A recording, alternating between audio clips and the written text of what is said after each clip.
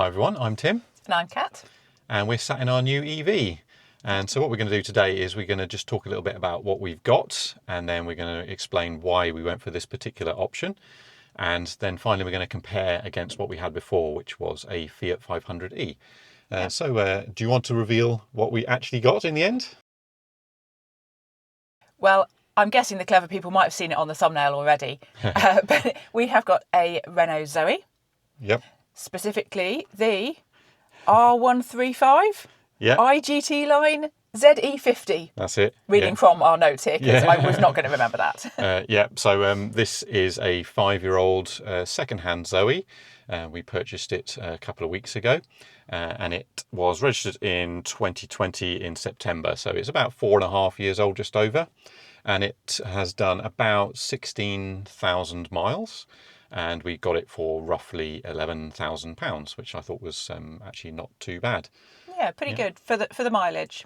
Yeah. They're one of the sort of original style of EVs. They've been around for a long time. This is the most up-to-date version that I think they started building it in 2019, and then they stopped a couple of years ago because they've now replaced it with the Renault 5, which you may recognise from one of our previous videos. yes, stuck with the Renaults there. Yeah. So I guess probably we should move on to why we actually went for this car. Do you want to set the scene for us? Well, we've talked about it before, but we've had the Fiat 500e on a lease, which we've had for just over 2 years. 2 and a little bit years. Yeah. It was on a 3-year lease, salary sacrifice scheme from through my work. Tim's work. It's been a great little car. I've really enjoyed it. Yeah.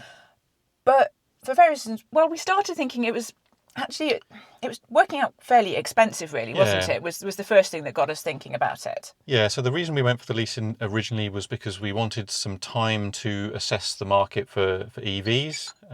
That's our car now going into standby mode.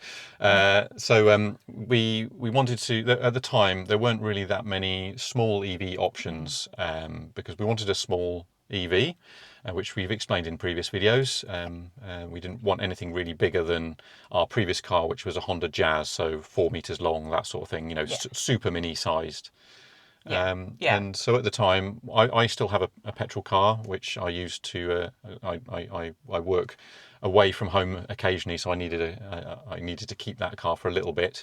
But our situation is changing slightly, so maybe you should explain what's going on in terms of what your situation is. Yeah, well, because I don't think we might not have talked about that, have we? No, possibly not. But No. I mean, the first thing was the lease, that we started thinking, gosh, this is actually working out relatively expensive. Yeah. Even though it was salary sacrifice, I think it was probably overpriced, honestly. I think it probably was. It was a good decision at the time, gave us that bit of breathing room. Things have actually, it's been slower for smaller cars, smaller EVs to come onto the market than we thought it would be. We expected quite a few more options before now, but they're only just starting to drip onto the market. Yeah, to the point where we almost thought actually we were going to need longer than the 3 years lease. Yeah. And at which point we were like, well, we don't want to extend it. So we were really thinking, well, do we come out of it early and get something now?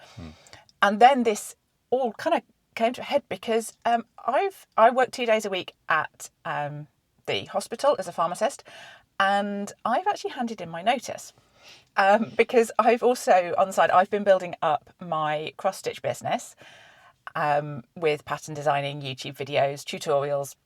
I have a Patreon membership. If you're interested in cross-stitch, go check out Kat's YouTube channel. It's called Catkin and Lily. Thank you. I'm guessing the crossover not huge. Not massive, but, that has been doing really, really well, and really excitingly, I'm going to be able to go full-time with that. So handed in my notice at the hospital. Obviously, I've been doing it for a while, but I'm really excited for this next step.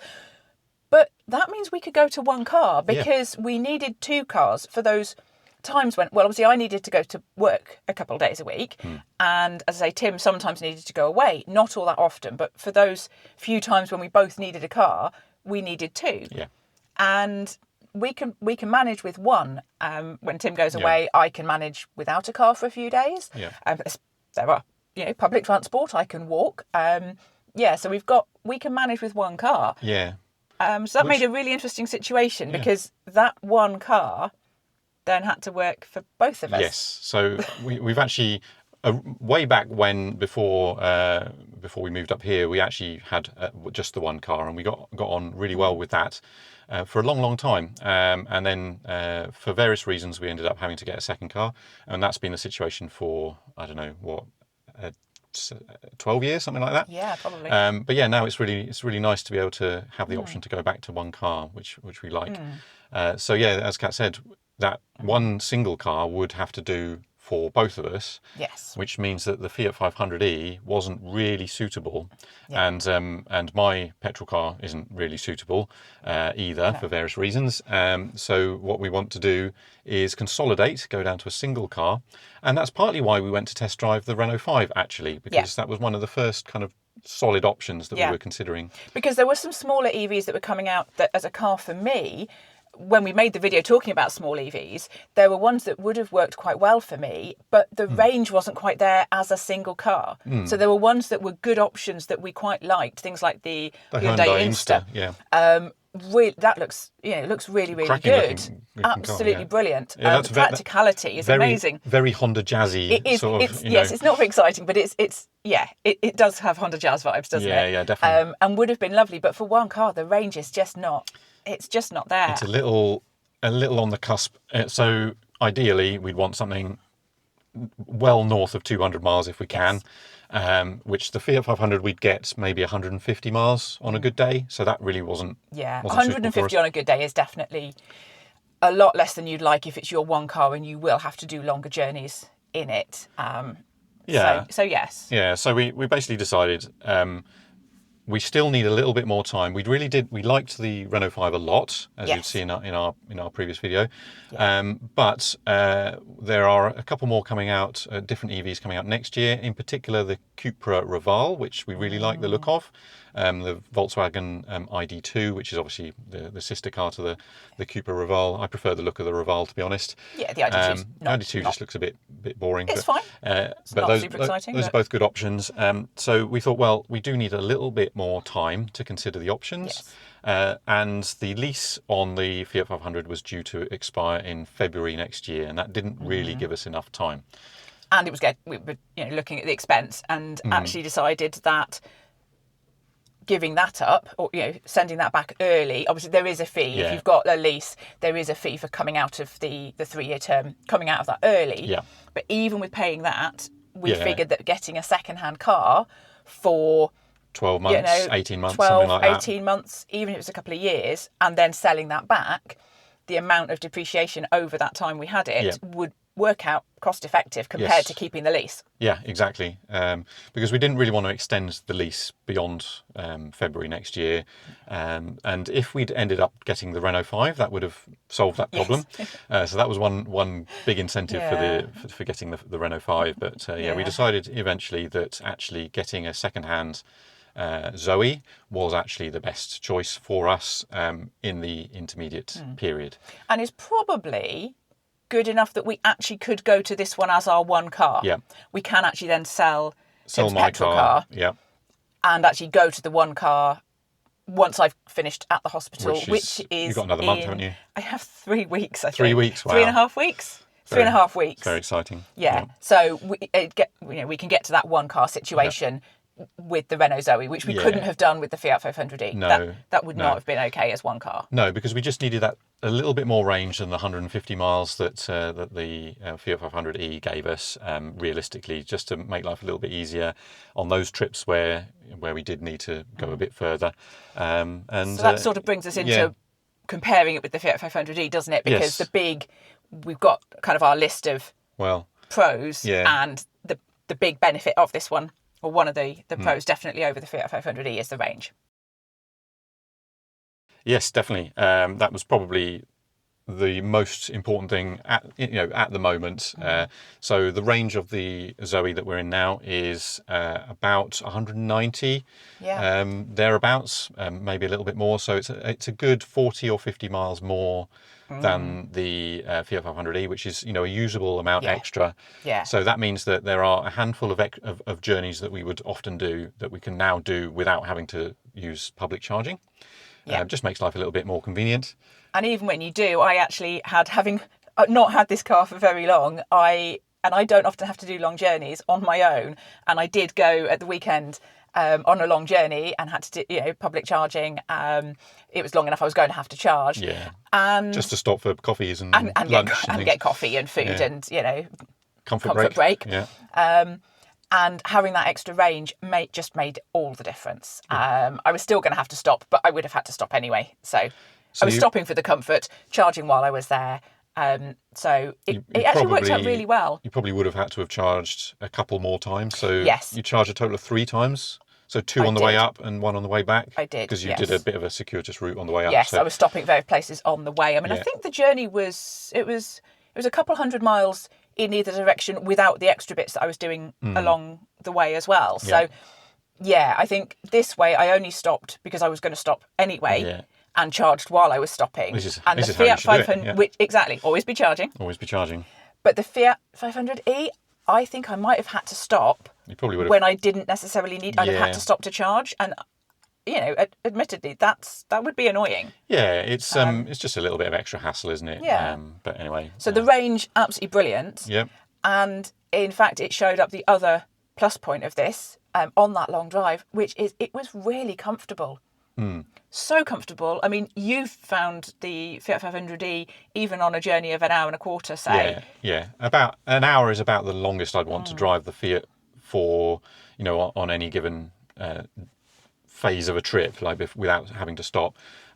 Just because, it's not it's fine for journeys up to an hour, but much longer than that. Yeah, and I did find it got a little bit uncomfortable.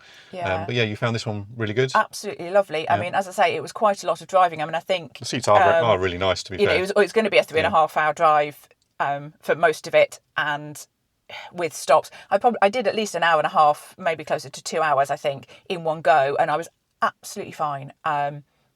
Really, really good. Yeah, and then stopping and then going on again, and at no point did I feel uncomfortable, which actually it was a surprise for me. Yeah. So a couple of other benefits of the Zoe over the Fiat 500e. It has obviously 5 doors. The doors in the back, which is good for passengers. Yep. Not that we have passengers very often, but it's useful. Very handy. The boot is somewhat bigger. Yep. Obviously, as you would expect. The Zoe is about 4 meters long, very similar to the Jazz, in fact. The boot isn't as good as the Jazz. I don't think there are many cars that No, have got. The Jazz was a TARDIS. But it's certainly useful to have that for times when we go on holiday and need a couple of suitcases. We did manage it in the Fiat one time, but it'll be a little bit easier, won't it? Yeah, this is definitely just that extra size. I think the things like the doors and the bigger boot, it wasn't something we were necessarily looking for that we needed to have, but they are very handy. Convenient. Yeah, definitely nice. Yeah, and probably a big one for you for when you're having to park. Yeah, the rear camera and rear sensors. The sensors particularly, the camera I'm still getting used to. Yeah. It is handy, definitely the sensors, and being able to see how far I am from something when I'm reversing. Yeah. It is just handy. I mean, I've managed perfectly well without them for a long time, but they are a nice extra little convenience. Yeah, it is. Yeah, it's a good thing to have. I've got rear sensors on my car, and I find those useful. But actually, this Zoe has sensors at the front and the back. Yeah. And it's got the rear camera, so that's really helpful. And the sensors at the front particularly helpful because the charge port's on the front of the Zoe. Yes, that's right. Yeah. So actually, you're always going to have to go in nose first to when you're charging somewhere. For charging. Yeah. Well, you don't have to, but it's generally easier. And so therefore, actually, front sensors, it is helpful. And finally, probably very useful for me, the main benefit from my perspective is that there's actually room for my left foot in the Zoe. The Fiat 500e had a very cramped space for my left foot. There wasn't really any room at all. So I'd have to pull my left leg up in order to fit it into the space. I mean, even I did a bit, to be honest. Yeah. It was not ideal. So that was another reason why it was not so great for longer journeys, because it just wasn't quite that comfortable. But loads of room in the Zoe, so that's really good. Yeah. It's all good. So yeah. But it's not without its downsides. So there's a few that we've noted down here. So your main gripe. Probably my main one is it doesn't do one pedal driving, and the regen on it is quite weak. Yeah. I could get away with the fact that the lack of one pedal driving, the fact that when you stop, you then do need to do a little brake just to make sure that it doesn't creep forward again. You just need to brake, and then it engages the sort of anti-creep, and then you're fine. That's actually not, that's just slightly different. That's not a huge problem, but the really weak regen is quite frustrating, actually, if I'm honest. I think you were spoiled somewhat in the Fiat 500e because that had really good one-pedal driving. And I mean, once you've had proper one-pedal driving, it is quite hard to go back to an EV that doesn't have that same level. Yeah. It's such a good feature, honestly. It is, but it's just that regen. You know, there's a little windy road we drive out from us, and you could drive that in the Fiat 500e, and I could do all the corners, just slow down very slightly for the corners just by lifting off. And it was absolutely brilliant. And I can't do it in the Zoe. I'm having to use the brake more often to slow myself down. Never mind just the coming to a halt bit. I don't mind that bit, but it's the fact that I can't use the regen. So I have to go to the brake. I could do journeys in the Fiat. I could drive 80-90% of journeys without touching the brake, and I just loved that. And I can't in this one. There's an argument to say that, you know, not having full one pedal driving is a bit safer. I think that's the justification for a lot of the European cars that don't have that. I'm not sure I would agree with that. I actually think a good strong regen is actually helpful, because obviously if you are in a situation where you have to brake quickly, the moment you lift off the accelerator in a car with strong regen, you're immediately braking before you even move your foot over to the brake. So I personally think that a strong regen is actually I think they're two slightly different things. With coming to a stop, coming to a complete stop, which is the one pedal driving, really is the actual, when you can come to a complete stop without touching the brake. I think a lot of EVs don't have that, and that's fine. I think they the level all have that. I mean, I like it, but I'm not going to quibble too much about that. It's the strength of the regen that is for me is the kicker on this one. And then the other bit linked to doing the longer journeys is it's quite slow to charge. So the rapid charging speed for the Zoe is 50 kilowatts maximum, whereas the Fiat 500e was 85 kilowatts maximum. So obviously you typically only get that when it's at the low, when the battery's somewhat depleted. But you found it noticeably slower. Well, the thing is, you'd plug in and you don't always get the speed. Even obviously the chargers can do that. The car can do 50, and a few places getting 25, 30, which, like, if it had even done 40 odd, I'm not necessarily expecting it to do at 50, but it was really slow. And whether that's just very possibly just the chargers. You were far further up towards the topper end of the. No, because I never charged. Well, you were charging from about 40% about up 40%, to 80%. and I didn't charge above 80, so I would have expected it to be at least closer to 50. As I say, whether that's the car, the chargers, I don't know. It's a little. That was slightly annoying because I did have to, although I was stopping anyway, I probably waited for longer. I had to wait for it to finish charging. I was done with what I wanted to do, and I had to wait for it. So that's the compromise, isn't it? It's got a bigger battery and a bigger range, which means that it can go further between stops. But when you do stop, it takes a bit longer to recharge. That's the better way round. Because it, as I said before, it opens up more journeys that you can do all in one go without having to stop, which means because the vast majority of the charging we do is at home anyway, so the rapid charging speed isn't the most important, but it's just a nice to have, So I would like if it charged faster. Again, it's I'm happy with the compromise, but it's just a slight downside. And then we got a couple of other little points that we found slightly less beneficial in this car than in the Fiat. The cornering you found is a little bit more wallowy. So it's not like the Fiat was exactly brilliant. No. You couldn't welly it round a corner. I feel like this one, whether I just still haven't got used to it, but I have driven it for a fair bit now. I still, on the corners, it definitely feels a little bit kind of around the corner. Contrasting to the Renault 5, which we drove, which was really nice, super good in the corners, and much more fun to drive. So that's the one sort of downside to this sort of style of slightly higher car, I guess. It feels a bit wibbly around the corners if you go too fast, and it doesn't have quite as much poke. It's not quite as nippy. Either as the Fiat 500e, and certainly not as the Renault 5. Ostensibly, the motor in here, I think, is a little bit more powerful than the Fiat, but it is a slightly bigger car, slightly heavier. So getting up to speed is slightly slower. I think it's about a second slower to 62. It feels a tiny bit less slow. Again, that's still not really a problem. Of power. It's still plenty enough for Oh yeah, getting around. absolutely. These are nitpicking, really, to be perfectly honest, because But yeah, there's not. exactly. But comparing against, for example, the Renault 5, Yeah. again, that was noticeably quicker to pull away. Yeah. And that. Yeah, So I mean, yeah. nothing's been really horrible. Oh, there are really tiny things like, I feel the position of the screen is not quite as nice in here as it was in the Fiat 500e. I mean, there's little things, but there were probably things I like slightly better. So Yeah. it's really, Yeah. nothing's been, Yeah. nothing's a deal breaker. It's a nice car. So you might be wondering at this point why we wouldn't keep the Zoe long term and not bother with getting a new car like the Renault 5 or the Cupra Raval, for example. Yeah. So why are we not going to be keeping this long term?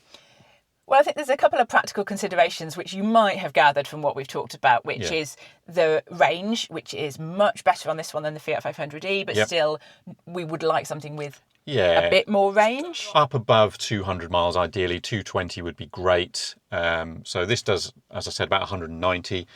220, 230 would be give us that, even that little bit extra flexibility. So that would be really good. So that would be good. Something with better regen. Again, Renault 5 had, I think, had a lot better regen. I mean, it's still not amazing. I'm not quite sure if it was. I thought it was pretty similar to the Fiat 500e. I thought it was slightly weaker than the Fiat 500e. It was definitely stronger than the Zoe. So and it was much more fun to drive. Oh, it was super fun to drive. Because we'd like something that's you want something that's I want something a bit fun to drive. So this the Renault 5 or the Cupra Raval would definitely tick those boxes better than the Zoe does. That I think both of those cars have those few extra miles of range. Yeah. And they charge quicker as well. Yes. So certainly the Renault 5, the maximum charging rate is 100 kilowatts, which is double the Zoe. Yeah. So that would definitely be helpful. I mean, it means you could basically stop for 15 minutes, go and grab a coffee, have a pee, and be on your way, and you'd be back up to 80%. So that's the sort of thing. I think it would. Those options, there are options that would address all the slight niggles that we have with this is the thing. Yeah. And I was thinking about this the other day as well, and I was like, well, it's a nice car, and so I really like it. But it's a nice car. It's not a brilliant car. It's not an amazing car. It does everything really nicely. I said to him, I think it's a bit like a vanilla ice cream. Most people are going to kind of like it. Like most people will like a vanilla ice cream. Yeah. But it's not going to be the one that necessarily everybody really raves about, and the one they really, really want. I want a more interesting ice cream. You want a double choc chip ice cream? Actually, no, I'm not that fussed not into chocolate. What do See, I like want? a chocolate ice cream. I don't know, maybe a white chocolate, salted caramel ice cream. Oh, that's now we're talking. Yeah. There you go. See, salted caramel. I want a salted caramel ice cream. So something a bit interesting. Pistachio and white chocolate. I don't know. No, I'm not into pistachio. Something that's not just a vanilla ice cream. There is pretty much nothing wrong with the Zoe. No, it's really good. It is good. It will do us but just it's not fine. Brilliant. For a year, 18 months, this will do us just fine. Yes. And I think that's where we're at now. We're very happy with what we chose. Yeah. We were in the right place at the right time. It was lucky that this was available. I think it was, it suits us. Yes. Just right for now. But obviously this is not the end of the story. No. There will be more. We're hopefully going to obviously test drive the Raval when that comes out. We might just go and test drive the Insta for fun, just to see what that's like. I would love to see that. So how about we do that? We'll book that in and let you know what we think of that. Because apart from the range, I think it ticks a lot of other boxes, and I'm just really curious to see what that's like. I don't think we would be getting an Insta, if I'm honest, but it would be really interesting to compare, especially because we had a Jazz, and I think the Insta is very much in that vein, especially with the funky seats, which I think were just a miracle in the Jazz. So if they're anything like that, they were good, but we wouldn't use them all that often. So no. I think it's we, as you say, we probably wouldn't go for one, but no, it would be interesting to. Certainly to test. Worth having a go, just letting you know what our feelings are on that particular car. Yes. We're not about to turn into a car review channel. No. There are way better channels. Go and check out. I'll link a few in the description. You probably know who they are. I think that's probably everything that we want to talk to you about today. I hope you enjoyed our little ramble about our decision-making process, why we went for the Zoe, and more in due course. Thanks very much for watching. We'll see you in the next one. Bye for now. Bye.